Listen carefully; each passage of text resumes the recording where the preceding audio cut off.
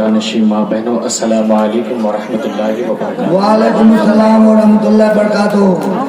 نحمده ونصلي ونسلم على رسوله الكريم اما بعد فاعوذ بالله من الشيطان الرجيم بسم الله الرحمن الرحيم اهدنا الصراط المستقيم صدق الله العظيم۔ آئیے ہمارا سب مل کر رسول وقار خاتم پیغمبران رسول اعظم سید الکونین مالک القابعون جناب محمد رسول اللہ صلی اللہ علیہ وسلم کی بارگاہ میں اپنی سچی اور پکی غلامی کا ثبوت دیتی ہوئی درود پاک پڑھیے، اللہم صلی علی سیدنا و شفیعنا و حبیبنا و نبینا و مولانا محمد وبارک وسلم، صلاۃ و سلام علیک یا رسول اللہ صلی اللہ تعالی علیہ وسلم۔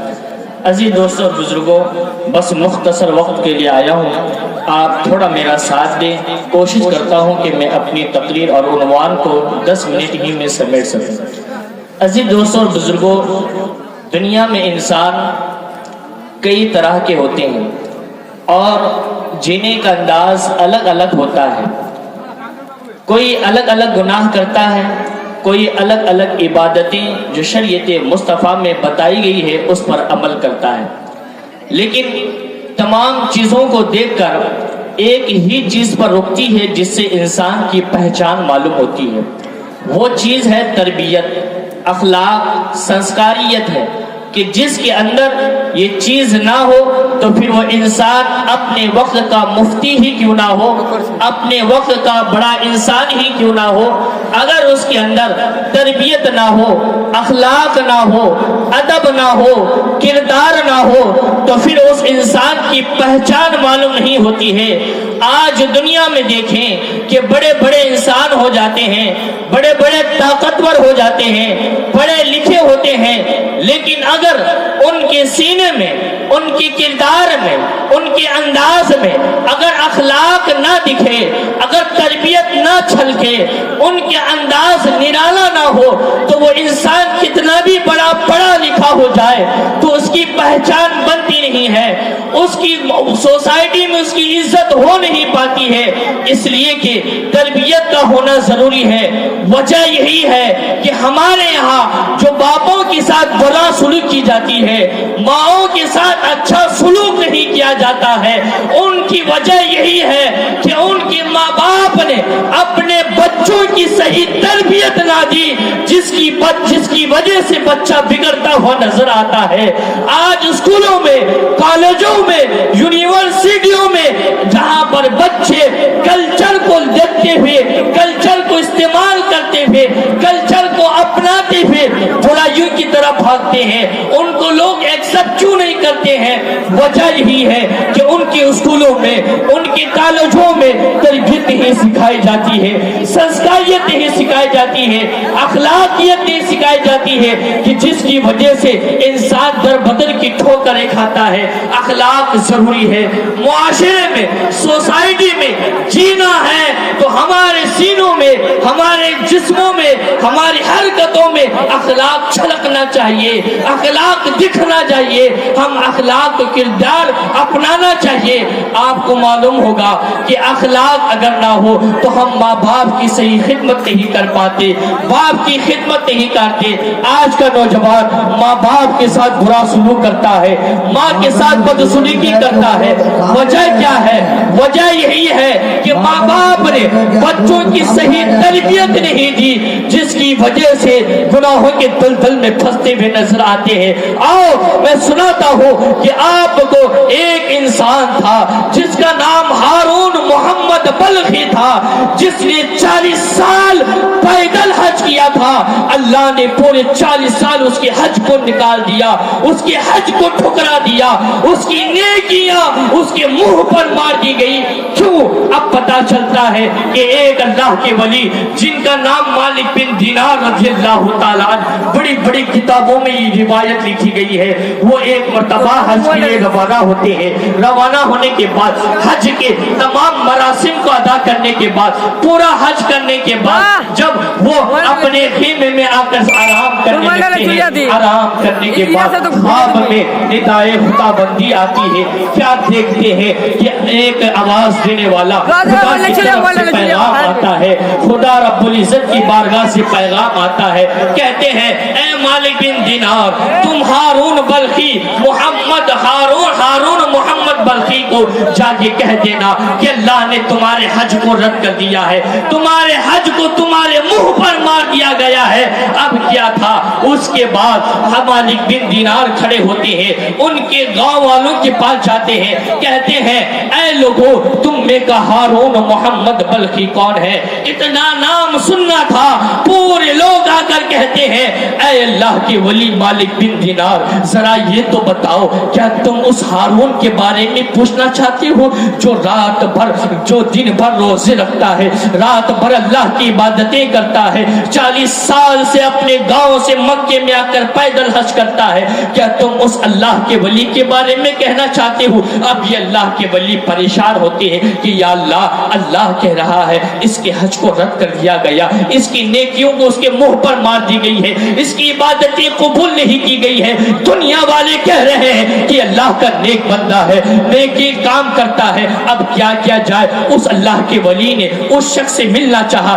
جب لوگ ان کو راستہ بتاتے ہیں, آنے کے بعد کیا دیکھتے ہیں, مکے کی وادیوں میں, جنگلوں بیابان میں ایک انسان ہے جس کے جسم میں کپڑے ہیں اور ایک ہاتھ کٹا ہوا ہے, ایک پیر زنجیر سے جکڑا ہوا ہے.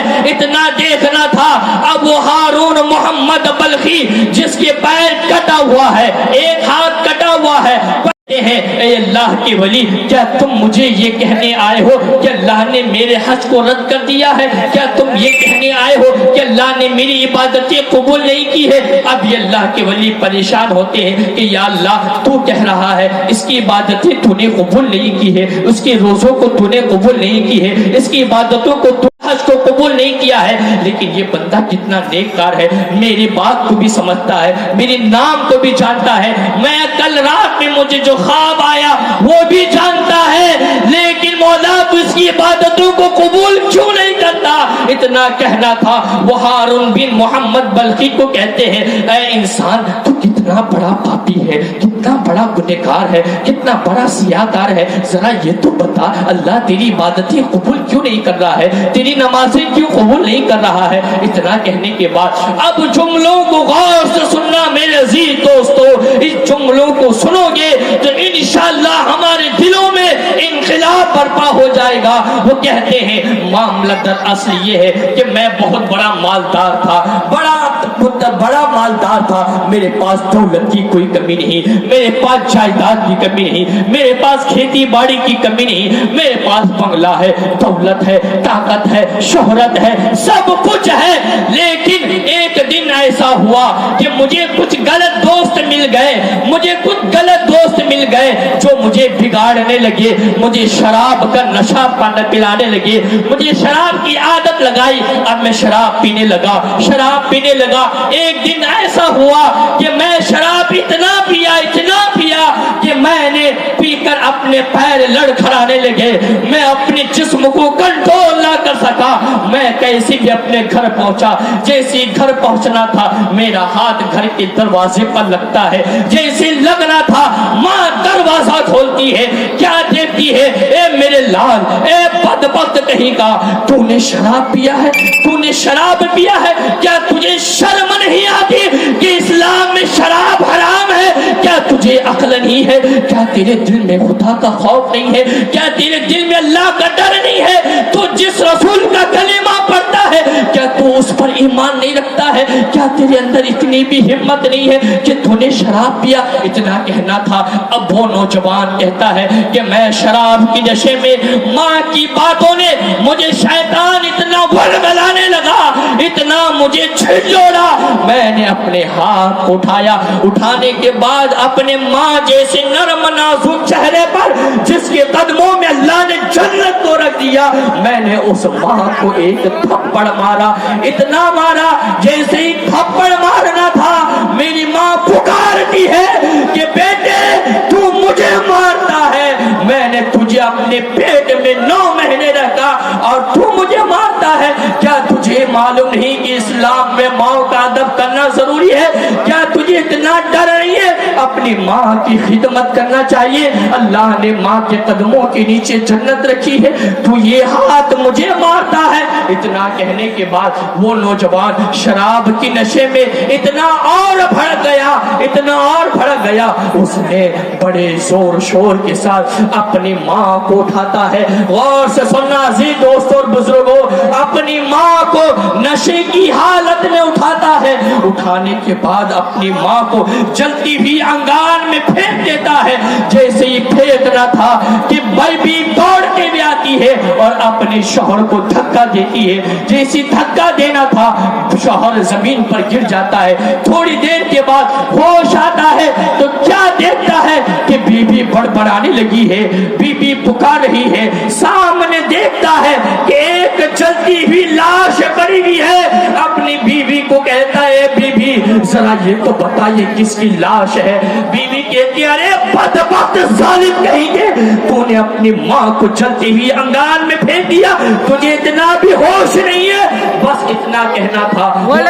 کہتا ہے, اے بیوی تو میری ہے, تو میری بیوی ہے, کیا تو میری بات نہیں مانتی؟ میں تیری ہر چیز مراد کو پوری کرتا ہوں. بیوی کہتی ہے, اے بدبخت ظالم کہیں گے, جب تو اپنی ماں کی کوکھ میں جنم لینے والا, جب تو اپنی ماں کا نہ ہوا تو تو میرا کہاں کا ہو سکتا ہے؟ اتنا کہنے کے بعد اس نوجوان کو ہوش میں آتا ہے, جس ہاتھ سے اس نے اپنی ماں کو مارا تھا اس ہاتھ کو کاٹ دیا. اس ہاتھ کو کاٹنے کے بعد اور وہ عبادتوں میں لگ گیا, اپنی پوری جائیداد کو اللہ کی راہ میں خرچ کر دیا. اے عزیز دوستو, جس نے 40 سال پیدل حج کرنے کے بعد بھی اللہ نے اس کی عبادتوں کو قبول نہیں کیا ہے, اس کی نمازوں کو قبول جاتے ہیں. لیکن اے عزیز دوستو, جو بڑی تعویذ ہمارے گھر میں ہے, جو جنت ہمارے گھر میں ہے, ہم اسے مسجد میں ڈھونڈنے جاتے ہیں. اللہ کے رسول فرماتے ہیں کہ اگر تمہارے پاس اتنی طاقت نہیں ہے حج اور عمرہ کرنے کا, اللہ کے رسول فرماتے ہیں اے مسلمانوں, صبح اٹھ کر اپنی ماں کا چہرہ دیکھ لو, اللہ تمہیں ایک حج اور ایک عمرہ کا ثواب عطا فرماتا ہے, ایک حج اور ایک عمرہ کا ثواب عطا فرماتا ہے. اے مسلمانوں, آج کی میں مثال دوں گا کہ میں کوئی اور نہیں, میرے ابو جان بھی اسی مدرسے میں پڑھے ہیں. اس میں کچھ ایسے علماء بھی ہیں جو میرے ابو جان کے, میرے ابا کے ساتھی بھی ہیں, کچھ دوستوں میں بھی ہے. اے میرے یہاں پہ میرے تاج الدین نانا ہے, عرفان ماموں ہے, اور یعنی یہ میرا ننیحال, میرے ابو جان کا یہ ننیحال ہے. مسلمانوں, کہنا یہ ہے اللہ نے میری ماں کی خدمت کا یہ دعا کہ اللہ مجھے آپ کے سامنے کھڑا کرنے کا موقع ملا. عزیز دوستو, ماں کی دعائیں ہوتی ہے اللہ ولی بھی بنا دیتا ہے. ماں کی بدعائیں اگر لگ جائے, ہم کتنے بھی بڑے مقام پر پہنچ جائے کبھی کامیاب نہیں ہو سکتے ہیں. ہم لوگ سوچتے ہیں کہ ہمارے پاس طاقت ہے, ہمارے پاس جائیداد ہے, ہمارے پاس دولت ہے, ہم اپنے جسم پر اپنے محنت کے بل بوتے پر کامیاب ہے. نہیں نہیں نہیں, ماں کی آنچل نے ہمیں وہ مقام عطا کر دیا ہے جو ہماری محنت سے کامیاب نہیں ہو سکتے. آج جو ہمارے مولانا علماء کرام بیٹھے ہیں, یہ ایسے ہی کامیاب نہیں ہوئے, انہوں نے اپنے ماں کے قدم کو بوسی کیا ہے, اپنے باپوں کی خدمت کی ہے, اپنے ماں کے آنچل کی سے دعائیں لی ہے. عزیز دوستو مسلمانوں, ہمارے بنگال اور بہار میں کیا ہوا کہ ہم کچھ جائیداد کے لیے, کچھ گھر باری کے اس کے لیے ہم اپنے باپوں سے الگ ہو جاتے ہیں, اپنی ماں سے الگ ہو جاتے ہیں, اپنے بیوی کی پیار و محبت کے لیے اپنے بوڑھے باپ کو چھوڑ دیتے ہیں. عزیز دوستو, ماں باپ کا خیال کریں کہ ماں باپ ہی عظیم دولت ہوتی ہے کہ ہم کامیاب ہوتے ہیں. اگر ماں باپ ہمارے ساتھ نہ ہو, ہم کتنے بھی طاقت والے بن جائیں, اگر ہمارے ماں باپ بوڑھے ہیں تو یہی ہماری طاقت ہے. چاہے وہ کتنے بھی کمزور ہو جائے, وہ ہمارے لیے سہارا ہے, زندگی کے لیے سہارا ہے. ماں باپ کا خدا را ماں باپ کو نہ چھوڑے. کچھ زمین کی جائیداد کی لالچ میں, اپنے بچوں کی پیار و محبت کے لیے, اپنی بیوی کے آنچل کے لیے تم اپنے باپوں کو چھوڑتے ہو, اپنی ماں